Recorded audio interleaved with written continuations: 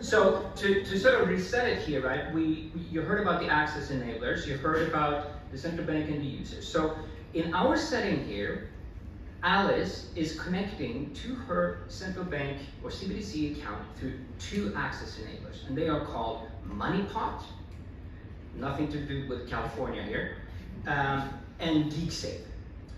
And Bob is accessing his account through the same access enabler called GeekSafe. And then we have, just for a purpose of demonstrating that could be multiple access enablers, we have a third one here as well. What you don't see on the screen here is the funding institution. So we'll see a funding institution, which is basically a commercial bank called M10 Bank. I promise you, it is not a real bank. There is no money in that bank, although I wish there was. Okay, so I'm going to use a few tools. We have a few slides here, and we have our devices for Alice and Bob, and these are just to show you that this is not fake, right? These are, here are my two devices. They are actually set Alice and Bob. And then we have two admin tools. We have an admin tool for the access enabler, and then we have an admin tool for the central bank. And the purpose of these is simply just to show, we're not going to dig into details about the admin views, but it's more to show the transactions when we do funding, defunding, transfers, and so on. Okay, so let's switch back to our screens here. So we have Alice. We're going to start and take a look at her GeekSafe app. You see here at the top of the screen, you see there's a checking account with M10 Bank shown at the top. Right? And this means Alice has linked her deposit account. Oops, I'm so sorry.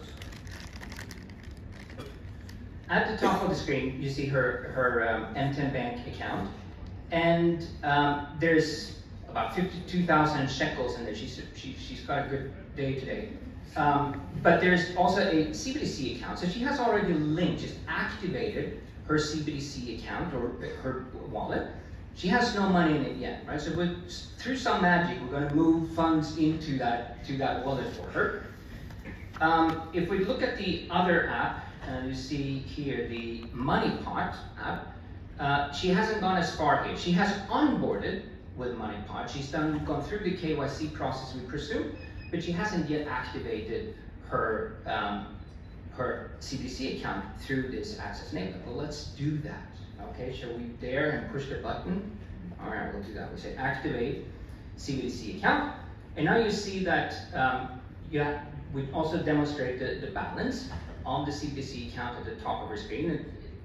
I could trick you here, right? It could be just two different accounts, but I'll show you later when we do transfers that they actually keep sync between both GeekSafe and MoneyPot. I am not going to link this to M10 Bank, so I'm just going to skip that for now. So now we have Alice, her accounts are set up. Let's switch over to our friend Bob. He has also onboarded with GeekSafe.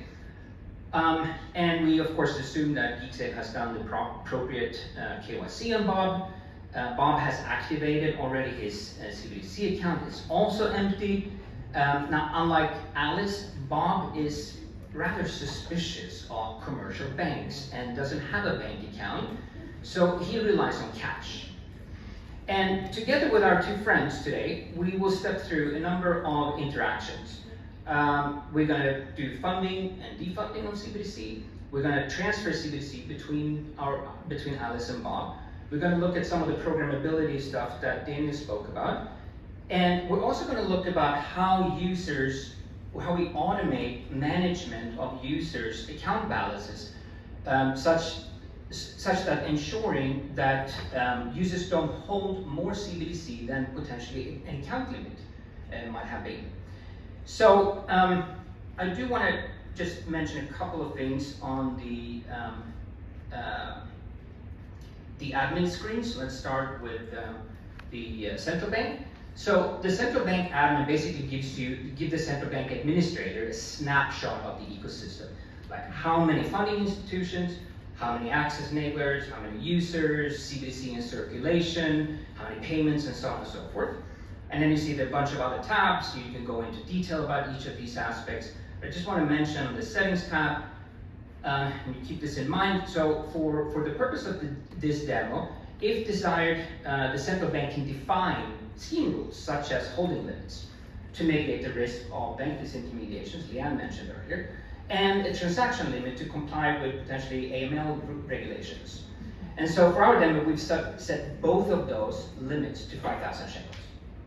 On the access enabler side, it's a very similar view, but what you do see here, actually, let me go back here one more time to the central bank. So if we look at the accounts that are available in this environment, you see there's a funding institution account at the top, and then there are 3 users. But the central bank does not know who these users are. They just know that there is an account number, right?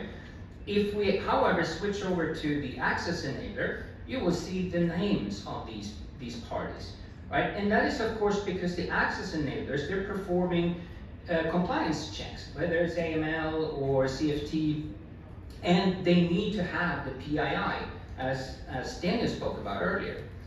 So we have it set up. You know that you've seen the screens, you know Alice and Bob, get familiar with them, and now we're going to start to look at the first action here, which is actually funding a CBDC account. And so we're going to start by funding using using deposits. In the first step, see if I have my cursor. Let me see if I can turn on the laser pointer here. In the first step here, we have the Alice digitally signing an instruction to fund CBDC, and this instruction is then submitted to her access enabler, GeekSafe. By the way, the digital signature, like all digital signatures by users in the Sela system, was created using Alice's private key, and that private key is securely stored inside of this wallet, like Daniel spoke about earlier, right? And whether you call it a secure enclave or trusted execution environment, the whole point is that that key cannot leave the device. You essentially have to physically open it up and get to the chip of the device. Now, GeekSafe performs any compliance checks that are required by the scheme rules, and it checks that Alice CBDC balance. It connects it in step number 2 to the ledger to see if she has any funds already in her account, because when she funds this account, it may get over the holding limit. Remember, we set it at 5,000 shekels. So the access enabler is basically checking if Alice is going to fund her account, whether that limit will be exceeded. So in this case then, it won't. So the access enabler then, in step number 3, connects to the funding institution and say, hey, can you fund Alice's account? Because you have the deposits for Alice. And so the funding institution, sure, I'll do that, because I have now verified by taking the public key of both the access enabler and the user. This doesn't have to be, but it depends on how the bank sets it up, essentially. But we presume that they do verify that Alice and her access enabler are sort of legitimate. And assuming that checks out, it will debit her account. It will basically take funds out of her bank account. And then the funding institution, in step number 5, connects to the central bank and say, can you move, in this case, we're going to move 100 shekels. Can you move 100 shekels from my account, mine being M10 Bank, or the funding institution, to Alice's account? Right? That's the instruction that the central bank receives. The central bank will also verify that the funding institution is legitimate, that it's correctly signed, and all those things, right? And assuming that all that checks out positively, then the app at the central bank connects to the ledger and say, okay, move basically flip the balance between the funding institution and Alice, and it's all done, right? Wasn't that easy? Okay.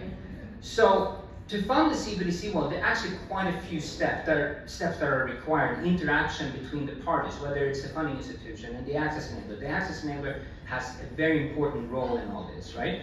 Now, if we go to our friend Alice and take a look at, her app and what it looks like from her perspective. So we're going to go into GeekSave and we're going to say, okay, fund CBDC and fund your CBDC account via linked payment method, and that is the M10 bank that I created previously. And we are going to fund here 50,000 shekels, and you see it's not being funded. All right, but actually I only wanted to fund with 2,000, so let me defund. So if defund with linked payment account, and we'll move 1,000 shekels back from the CBDC wallet into the checking account. All right, now you saw all that happen, the magic, that was pretty easy, but a lot easier than all those arrows on the previous slide. If we take a look at the access enabler, we check out the funding and defunding tab, and we might have to refresh here. We also want to see the defunding requests. So you see in the first step, we funded 3,000 shekels for Alice, and it was defunded a step after 1,000 shekel. And of course, this is the access enabler. The access enabler knows the identity of the user that's performing these actions. If you would look at this, well, actually, the central bank doesn't even know that this happened. It would just know that the commercial bank or the funding institution moved funds from one account to another. That's all it knows. All right, now defunding of that CBDC wallet. So the second step I took here is roughly the reverse. I'm actually not going to go through all those, but it's you're moving funds out of the CBDC wallet and back into the commercial bank deposit account. All right, so next, we had a little bit of an issue with Bob, right? Remember Bob was the anti-banker, and we had to do this through a little bit of a different method, right? So we're gonna fund Bob's account using a ATM. He's a cash person, right? And so when we built this prototype, we realized that it was going to be a stretch to get a few ATM machines into our development environment. And so what we ended up doing is we created our own ATM. So say hi to the M10 ATM. And the M10 ATM has been integrated with the Sela network here, and it runs it connects directly to the CBDC platform. Of course, in production, it could be any participating ATM. It won't just be an M10 ATM, and any participating ATM that's connected to the local ATM network. And the process of funding CBDC with cash is rather similar to funding through a deposit account, but we will use this ATM, right? So let me just walk through these steps. You notice, hopefully, that it's somewhat similar.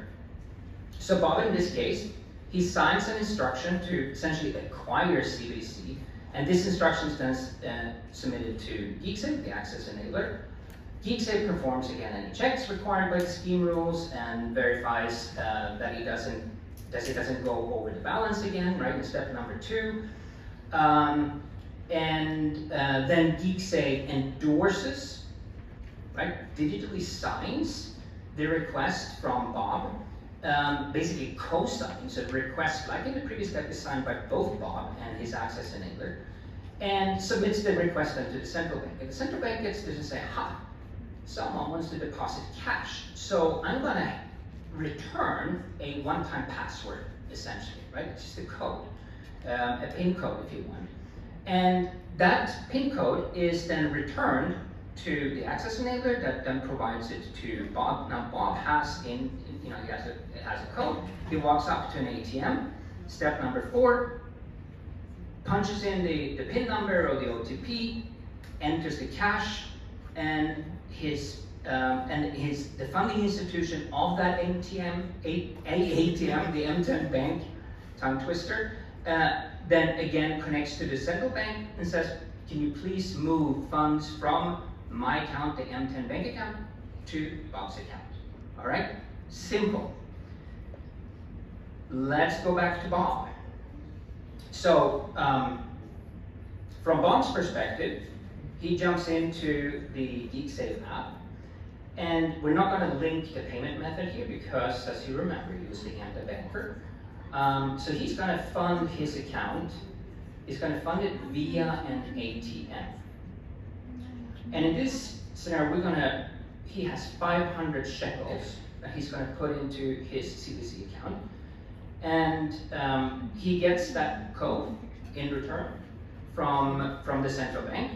And then he goes up to the M10 ATM, and let's see if we can type this in correctly.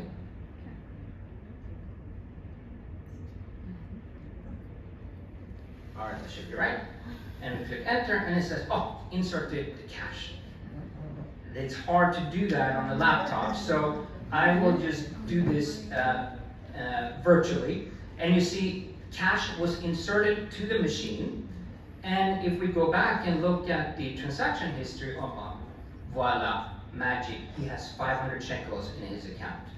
Now, let's close down our wonderful ATM, and let's switch over to the central bank view, because we have a cash transfer section there, and let's see if this transaction actually showed up there. And look at that, there is the 500 shekels that Bob funded. Now, again, the central bank doesn't know who this guy is, or girl, right? Just knows that 500 shekels was put into an account. So it's anonymous in that sense. Okay, wonderful. We have 2 users with CBDC now. So what could you actually do once you have CBDC in your wallet? Well, how about you actually transfer funds between these guys as a start, right? So if we take a look at the transfer part of CBDC, let's just 1 second here. We're gonna have Bob send 100 shekels to Alice. And so what Bob does, guess what? He digitally signs an instruction to transfer money, right? The same thing, every time Bob or Alice or any party in the system connects to do anything, they digitally sign it, because that is how they ultimately authenticate and are authorized in the system later on, right? So GeekSave receives this request, validates it, performs compliance tasks, check that Bob has enough funds, and finally endorses the request by also signing it, of course, sends it to the ledger, and the central bank now receives this, of course, and validates Bob and GeekSave, and everything is good, right? But before he can move, or the ledger can actually move funds, it will check if any of Alice's access enablers even want to process this payment. Do they want to take this on? And does Alice want the payment? And whether Alice wants the payment, that really depends on the jurisdiction. So in some countries, when you do a real-time transfer, it just pops up in your account. In others, you have to actually approve it. In this scenario, we have enabled so that the recipient or the payee of a transfer actually needs to approve it. So in step number 3, the central bank basically asks, is there any access enabler here that's willing to take this? And we actually have 2 access enablers, and they will both say, yeah, we'll gladly process this on behalf of Alice. And then they check with Alice, well, are you good to take this? Yeah, I'm good to take it. And that goes back to the access enabler. Access enabler tells the central bank in step number 5, okay, all good, I'll take it. Alice is good to go, and you can now transfer the funds. So the CBDC app at the central bank connects to the ledger, say, okay, move money from Bob to Alice. Right. A few steps to complete a transfer. So let's look at our friends again, Alice and Bob. And we're going to start by just verifying here, right? We're going into Bob's GeekSave account, and we are going to first address our friend Alice. Strangely enough, they are both employees with M10. We find Alice, and we say, okay, we're going to send money to Alice, and we're going to send her 100 shekels, and thanks for dinner. Okay, you see now that there's a pending state on Alice's side, and you have an accept reject button on Bob's side. Let me show both apps for Bob, right? You have GeekSave on the left, and then if we look at money pot, you have the exact same request, right? So it's up to Alice which access enabler app she wants to use to accept this payment. But we're going to use, in this demo, we use MoneyPot, so Alice will gladly accept the 100 shekels. The transaction is settled. And if we now go over to our access enabler and take a look at the payments tab, if things went well, and it did, things did go well. So we see the payment there. There's a transaction, right? It's not anonymous. It's known to the access enabler. If we look at the central bank view and filter for any transactions, you see, okay, there is the 100 shekels, but again, of course, they don't know. They just know that it was processed by GeekSafe. That's all they know, not who GeekSafe customers were. All right. So in short, so let's just revisit that flow once more, real quick. So Bob instructs his access enabler to transfer funds to Alice. The access enabler forwards a request to the central bank. Central bank goes to Alice access enabler. They approve it, and it all is good. Money has moved. Now, what's important is that effectively what we've done is we have moved value. We moved value from Bob's CBDC wallet to Alice's CBDC wallet. The red arrow is actually the most important arrow in this diagram. Right? All the other areas are just how you get to that point. Okay, so some of you may wonder, like, what happens if the payer, in this case Bob, didn't have enough CBDC to complete the transfer? Would it fail, or what would actually happen? Or what would happen to a payees, like if Alice had received these funds, but it would exceed her transfer limit or holding limit, sorry. Right? What would happen then? Would the transaction fail? That would be poor customer experience or user experience. But fear not, we have solutions for both cases. Right? Surprise, surprise. So in the first case, where the payer has insufficient CBDC for transfer, we actually combine the transfer flow with the funding process. Remember, the first part I showed was how you fund your CBDC account, right? And if we look at step 2 in this process, the transfer process, that's where the access enabler will check for sufficient funds. So if that check fails, it will perform a funding request. And for this to be automated, it basically requires that the payer has linked their account to the funding institution. So it would be tough for Bob to do this because he would have to run up to an ATM, push money into the ATM in order to complete the transfer. We're not going to do that. What we're going to do is we're going to be a little mean to Bob because we're going to link an account to him whether he wants it or not. So we're going to link the payment methods just so we can properly demonstrate this. So now he does have a checking account, as you see, and he has a CBDC account. Oops, sorry. Thank you. So for the second case, where the payee's account limit would be exceeded, we're combining the process of receiving a payment with the defunding process. I actually didn't show you the diagram, but I said it's kind of the reverse of the funding process. And this is what we call the waterfall. So imagine the excess CBDC just flowing over into the payee's deposit account, right? And so we do have a very pretty diagram for that. So during an inbound transfer, when a payee's access enabler, so this guy here, right, responds to the central bank that they will process the payment, the access enabler will provide some critical information to the central bank. It will namely tell the central bank whose funding institution the Alice or Bob or who the user is banking with, essentially, right? If the central bank has that information, and it's not stored anywhere, it's just with that one transaction, right? If when the central bank receives that information, it can then instruct a ledger to automatically defund from the Alice's account, and then it sort of interacts with the funding institution. It tells the funding institution, hey, we have defunded, you know, X shekels for one of your customers. You should credit them on the deposit side, right? Okay, so let's see if we can make this happen as well.